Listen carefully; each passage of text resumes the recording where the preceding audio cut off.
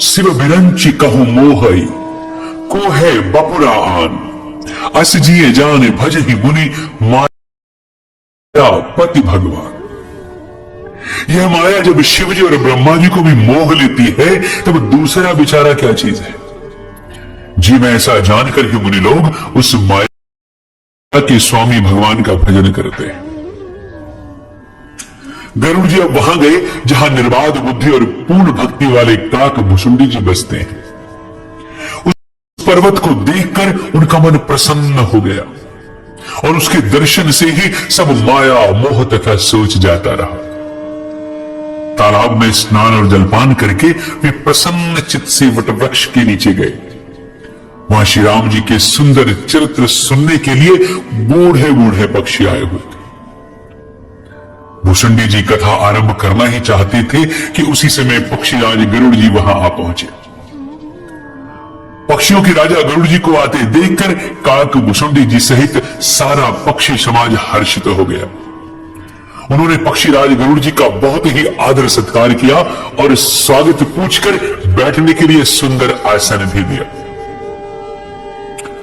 प्रेम सहित पूजा करके काक भुसुंडी जी मधुर वचन कहने लगे कि हे नाथ, हे पक्षीराज, आपके दर्शन से मैं कृतार्थ हो गया।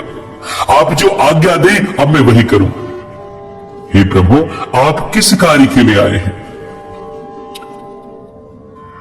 पक्षीराज गरुड़ जी ने तब खूबर वचन कहे कि आप तो सदा ही कृतार्थ रूप हैं, जिनकी बड़ाई स्वयं महादेव जी ने आदर पूर्वक अपने श्रीमुख से की है। हे तात, सुनिए, मैं जिस कारण से आया था वह सब कार्य तो यहां आते ही पूरा हो गया। फिर आपके दर्शन भी प्राप्त हो गए। आपका परम पवित्र आश्रम देखकर मेरा मोह, संदेह और अनेक प्रकार के भ्रम सब दूर हो गए।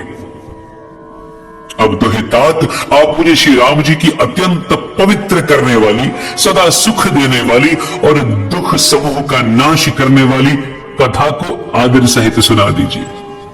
हे प्रभु, मैं बार बार आपसे यही विनती करता हूं।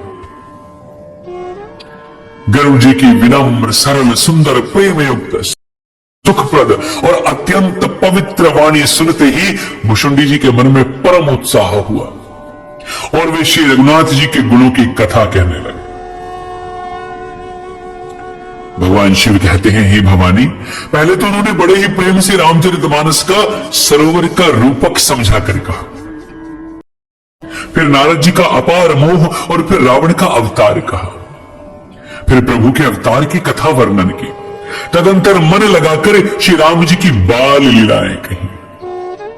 मन में परम उत्साह भरकर अनेकों प्रकार की बाल लीलाएं कहकर फिर श्री विश्वामित्र जी का अयोध्या आना और श्री रघुवीर जी का विवाह का वर्णन किया।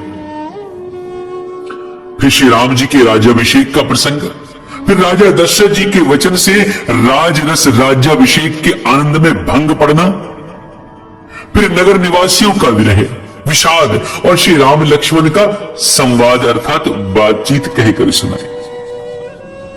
श्री राम का वन, केवट का प्रेम, गंगा जी से पार उतरकर प्रयाग में निवास, वाल्मीकि जी और प्रभु श्री राम जी का मिलन और जैसे भगवान चित्रकूट में बसे थे मैं सब कुछ कहकर सुनाया।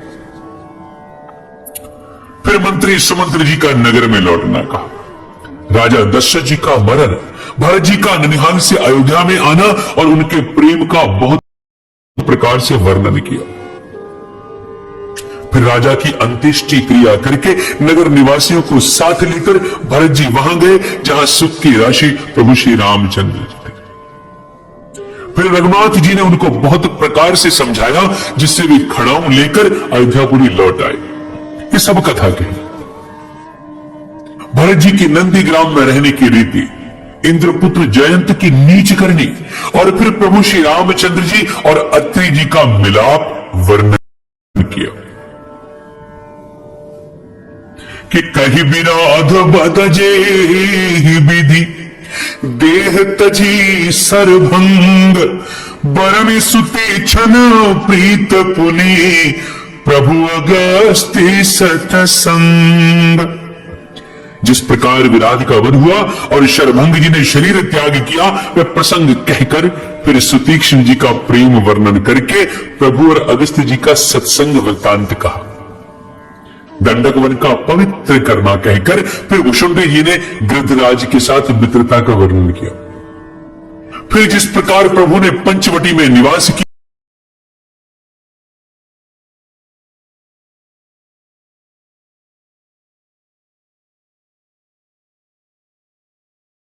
नाना सकल शोक दायक अभिमाना। श्री रामचंद्र जी का सहज स्वभाव सुनिए। फिर